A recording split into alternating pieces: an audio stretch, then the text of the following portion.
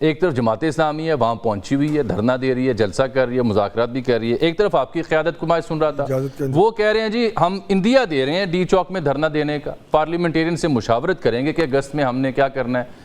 تو کیوں نہیں پی ٹی آئی بھی طے کر پا رہی کہ اس نے کرنا کیا ہے؟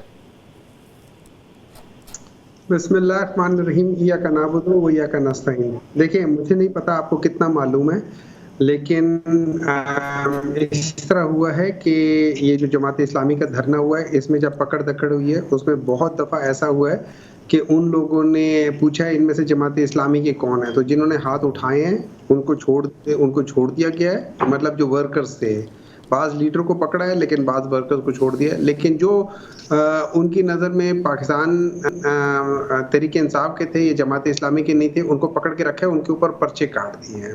آپ نے دیکھیں یہ جس طریقے سے یعنی آپ یہ فرما رہے ہیں کہ اس دھرنے میں پی ٹی آئی کے لوگ بھی گئے ہیں؟ نہیں، میں کہہ رہا ہوں کہ جیسے یہاں پہ ان کو چھوڑ دیا گیا ہے اور اس میں سے بعض جگہوں پہ جو لوگ ان کے نہیں تھے، وہ جس جماعت کے بھی تھے جو بھی تھے ان کو نہیں چھوڑا گیا، صرف ان کو چھوڑا گیا، باقی کسی کو نہیں چھوڑا گیا. اس کے مقابلے میں بعض جگہوں پہ جہاں پہ پی ٹی آئی وغیرہ نے یہ پچھلے فرائیڈے کو جب ان لوگوں نے کیا تھا ان کی عورتوں کے اوپر بھی ایف آئی آر کٹوائی گئی ہے. میں یہ کہنا چاہ رہا ہوں. اب دیکھیں بات یہ ہو جاتی ہے، یہ جس طریقے سے یہ لوگ کر رہے ہیں، اگر یہ سمجھتے ہیں کہ اس سے ان کا مسئلہ حل ہو جائے گا تو ان کا مسئلہ حل نہیں ہوگا. زعیم صاحب نے بات بتائی ہیں. دیکھیں اس میں انفارچونیٹلی پرابلم یہ ہے کہ جب آپ کے پاس پلان نہ ہو اور آپ نے جو مین چیز کرنی ہے وہ یہ ہے کہ آپ نے اخراجات کم کرنے، اور آپ اپنے اخراجات تقریباً 250-300-400 ارب تک کم کر سکتے ہیں اگر کرنا چاہیں.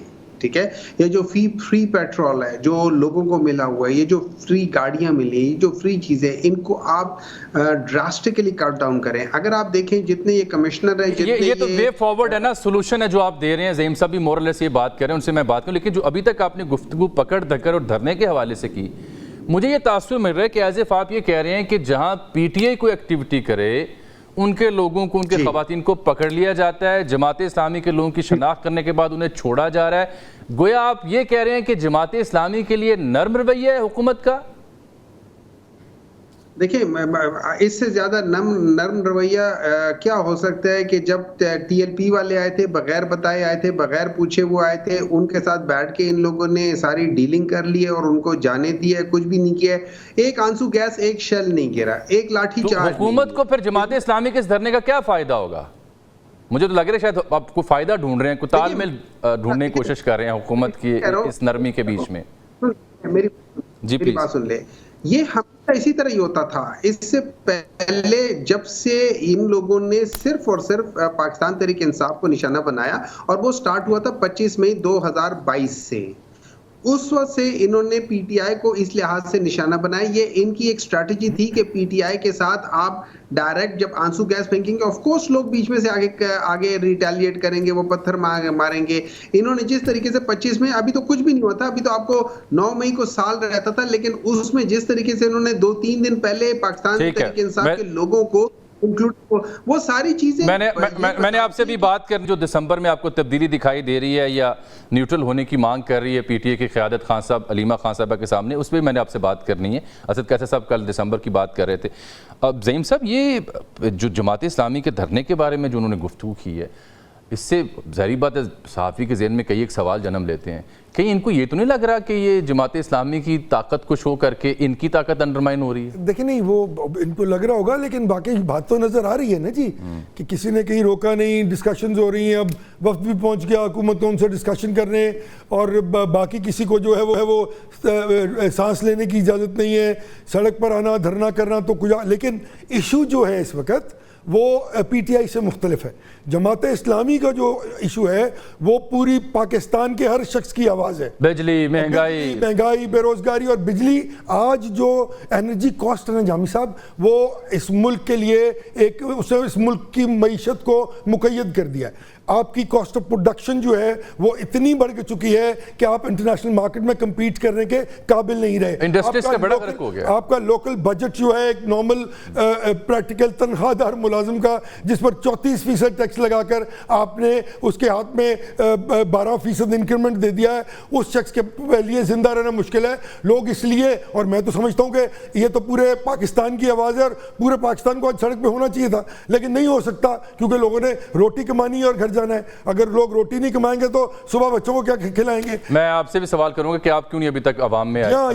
میں کرتا ہوں, لیکن ہمیں چونکہ جماعت اسلامی کا دھرنا ہے تو ان کی قیادت ہمیں ملی ہے. جناب قیصر شریف صاحب جنرل سیکرٹری ہیں جماعت اسلامی کی سینئر رہنما. قیصر صاحب, آپ آئے, مذاکرات کے لیے کمیٹی بن گئی, کارکن بھی رہا کر دیے, تو تاڑی تے گل بن گئی, پھر کہتے بیٹھے ہوتے؟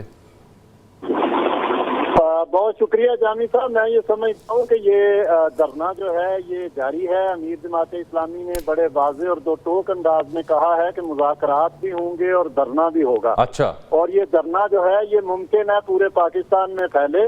آج وہ جب خطاب کریں گے تو اس میں اگلا لاہ عمل دیں گے, اور اس پر مزید بھی وہ مشاورت کر رہے ہیں کہ پنڈی کے ساتھ ساتھ پورے پاکستان کے بڑے شہروں میں بھی اسی طرح دھرنے جو ہیں وہ شروع کیے جائیں گے. اگر عوام کو ریلیف نہیں دیا جاتا, جماعت اسلامی کے مطالبات نہیں مانے جاتے ہیں. آج بھی جو مذاکرات کی کمیٹی لیاقت بلوچ صاحب کی قیادت میں مذاکرات کر کے آئی ہے, اس میں بھی انہوں نے واضح اور دو ٹوک بات کی ہے اور اپنے مطالبات رکھے ہیں.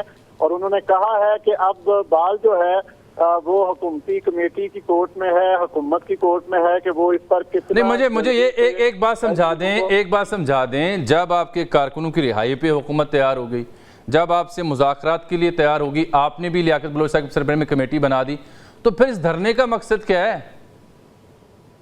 بھائی جان, دھرنے کا مقصد ہے ریلیف لینا عوام کے لیے. جماعت اسلامی کا کوئی ذاتی مسئلہ نہیں ہے, حافظ نعیم الرحمان صاحب کا کوئی ذاتی اس میں مفاد نہیں ہے. 25 کروڑ عوام جو ہے وہ اس وقت جس دہشت میں ہے, پریشانی میں ہے, مہنگائی کی چکی میں پس رہے ہیں, 2 وقت کی روٹی سے جو ہے وہ گزارا کرنا مشکل ہو گیا. بجلی کے بل جو ہیں وہ بجلی کے بم بن گئے ہیں. آئی پی پیز کے جو ظالمانہ معاہدے ہیں, اربوں خربوں روپے وہ بجلی نہیں بھی بناتے تو ہم ان کو ادا کر رہے ہیں.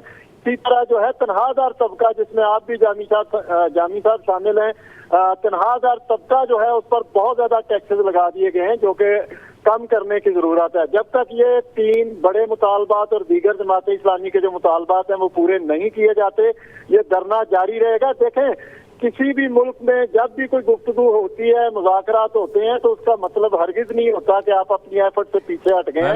میں عرض کرتا ہوں آپ سے, آج وزیر خزانہ کو آپ نے سنا چین کا دورہ کر کے, وہ کہتے ہیں جی یہاں سے مدد آ جائے گی, وہاں سے مدد آ جائے گی اور سال گزر جائے گا. یہ سہولت اب میسر نہیں. It is as simple as that. وہ حکومت تو اعتراف کر رہی ہے کہ ہمارے ہاتھ بندھے ہوئے ہیں, وہاں سے مدد نہیں آ رہی, یہاں سے نہیں آ رہی, ریسکیجول ہونا تھا قرضوں نے, انویسٹمنٹ آنی تھی, ککھ نہیں ہو رہا. وہ کہہ رہے ہیں it is as simple as that. تو جب وہ خود اعتراف کر رہے ہیں تو اس بیچ میں آپ کی مانگ پہ وہ کیا کر لیں گے؟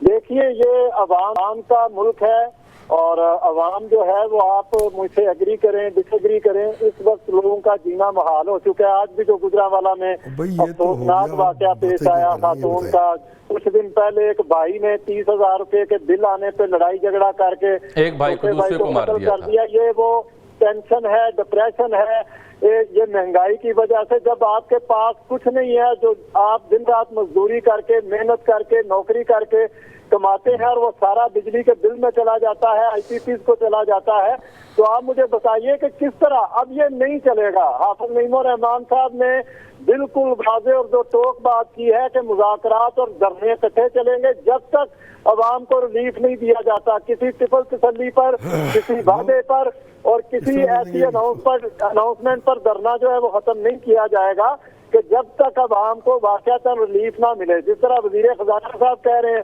وزیر اعظم یہ زعیم قادری صاحب بیٹھے ہیں, ان کا نقطہ اعتراض بھی لے لینا. وہ کہہ رہے ہیں کہ ریلیف کیسے دیں. زعیم صاحب دیکھیے, میں تو ارشد بھائی حضرت, میں تو آپ کے دھرنے کے ساتھ اس طرح ہوں جس طرح آپ ہیں. میں تو یہ کہتا ہوں کہ آپ نے قوم کی آواز پر لبیک کہا ہے اور پوری قوم کو آپ کا ساتھ دینا چاہیے, لیکن کیا اس حکومت میں یہ کیپیسٹی ہے جو آپ ان کو لے کے بیٹھ گئے ہیں سب سے بڑا سوال کمشنر کے دفتر میں کہ وہ اپنے پلانٹس, آئی پی پی جن کی 75% ملکیت پیپلز پارٹی اور نون لیگ کی ہے اس کو وہ بند کر دیں گے اور اپنے پیسے جو اربوں خربوں روپے لے رہے ہیں پچھلے 25 برس سے وہ بند کر دیں گے. تو آپ وقت ضائع کر رہے ہیں بھائی. لوگوں کو کال دیں, بیٹھ کے بات کریں اور لوگوں کا راستہ کھول دیں. پورے پاکستان آپ کے ساتھ ہے اس وقت, ہر شخص, نون لیگ اور پیپلز پارٹی کے لوگ بھی آپ کے ساتھ ہی ہوں گے, یہ اس میں کوئی دو آرا نہیں ہے. لیکن جن سے آپ گفتگو کرنے بیٹھے ہیں, کیا ان کے پاس یہ حل ہے کہ وہ اس آپ کے مطالبات کو پورا کر دیں؟ تو آنسر از نو.